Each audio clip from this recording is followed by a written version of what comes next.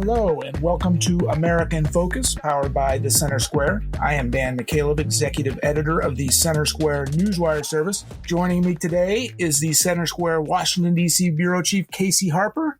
We are recording this on Friday, July 7th.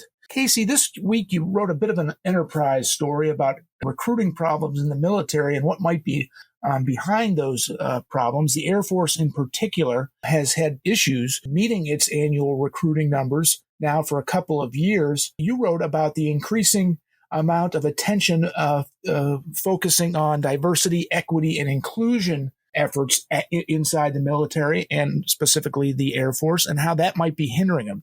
Why don't you give us a summary of your story? Yeah, that's right. I mean, so there's kind of two things going on here. The first, which is always front and center at thecentersquare.com, is the taxpayer angle. And so that was the first goal in this enterprise story, as you called it, is to say, I'm always trying to tell Americans how their tax dollars are being used, especially when it's a way that I think might surprise them. And then the secondary thing going on here is, as we get into how the Air Force is spending a lot of money on DEI, diversity, equity, inclusion. The second thing is this hurting recruitment? You know, the experts I've seen, and I talked to one for the story, say yes. But let's get into first what's going on here. So as you said, the Air Force is increasingly struggling with recruitment. So it fell short of their 23 recruiting goals by 10%. But this is not like a 1% or 2% or, hey, we're on the edges. I mean, a 10% shortfall in 1 year is no small thing. And so this is not like we're nitpicking an issue here. And this comes from Air Force Secretary Frank Kendall. He said, "We are swimming upstream against a reduced propensity to serve nationally across the board and a limited percentage of qualified candidates." Now, there are a lot of things going on here. Recruitment is complicated. I mean,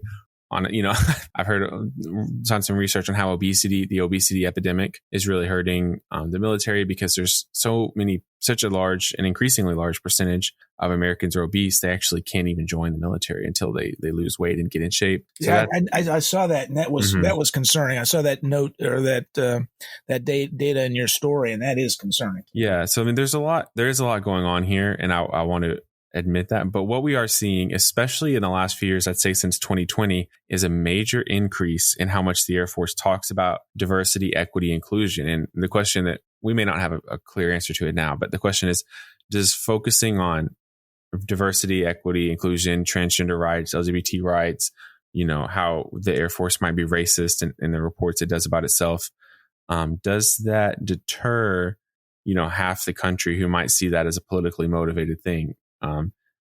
Chief of Staff of the Air Force, Charles Q. Brown, he's been a major component of this. He's, top brass there at the Air Force. And in fall 2020, he said the DEI was a key focal point, both in recruiting and in promotions, right? So they're actually considering race when promoting people and trying to promote certain ethnic groups over others, which you might ask the question if that demoralizes others who aren't being promoted. He launched a diversity and inclusion task force, or the Air Force launched this diversity and inclusion task force in September of 2020, which honestly, these kind of things are happening all over the military, and the Pentagon is really pushing this kind of stuff. The Air Force released an independent racial disparity review in December, just a few months later in 2020. They talked about the magnitude of the problem. They had this section called the magnitude of the problem, where they talked about Black airmen being more likely to face formal disciplinary action than their white peers. And so, it goes into this, which really insinuates that the Air Force could be a racist institution, which I'm sure you could find plenty of professors and things who would say, well, of course, it's systemic racism. Of course, the Air Force is racist. It's a large institution in America. All large institutions in America are racist. But of course, many of our listeners would disagree with this. There's also a lot, it's not just racial though. There's a lot on the gender and sexuality, which is just as, or maybe more controversial and politically charged topic right now. So they have guidance on promoting and protecting the human rights of LGBTQI plus persons around the world. And the Pentagon released via the Biden administration really came down strong on this issue and made clear that protecting and promoting the LGBT issue around the world is a key foreign policy goal now, right?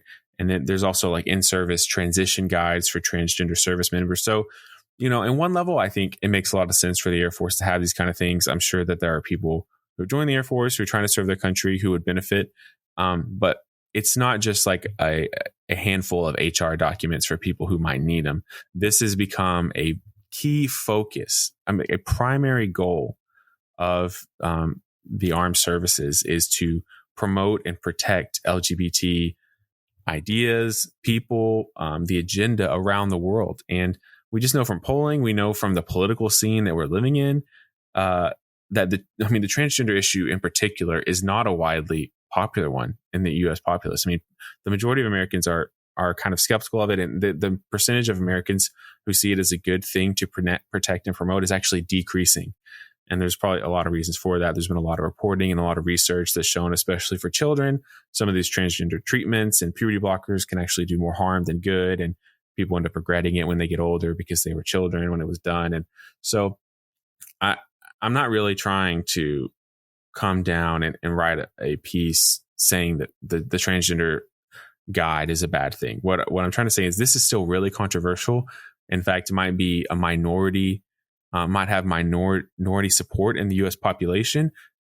And yet the Air Force is doubling down and treating it with the same level of respect that they might treat the American flag or the ideas in the Constitution, which honestly are things that have been used for decades and hundreds of years to recruit people to join these armed services. People join the military for a lot of reasons, but to protect the Constitution, to do it for freedom, to serve their country, have historically been more the goals than to promote and defend LGBT ideas around the world. Right. Let's be clear. There is no room for racism, or there should be no room for racism in the U.S. military, in America in general. There should be no room for discrimination based on sexual orientation in the U.S. military or anywhere else in the United States.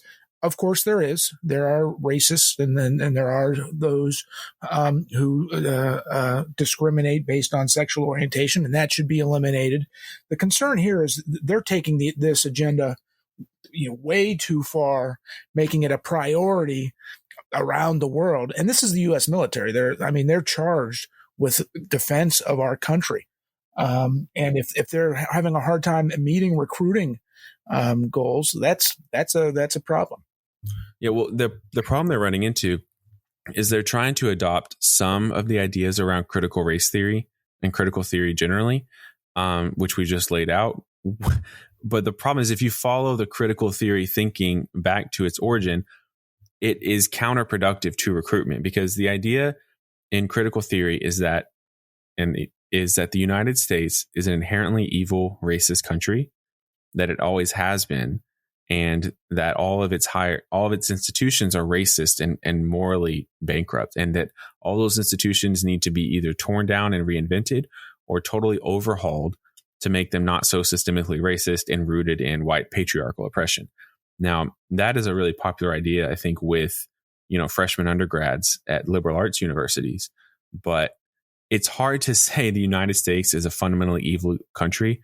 Come lay down your life for it.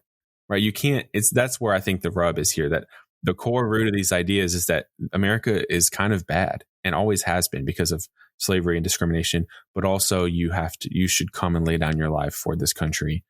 I think a lot of people who do lay down their life for this country and believe that the United States has been a force for good, a beacon of freedom, a beacon of light that has been, we defeated the Nazis. We've done all these great things. We did end slavery and helped end it around the world, made our mistakes, but they just have a different view of what America is. And I think it's hard to recruit when you say America's evil, but hey, come die for her. Very good point there, Casey, but we are out of time. Listeners can keep up with this story and more at thecentersquare.com. For Casey Harper, I'm Dan McCaleb. Thank you for listening. Please subscribe.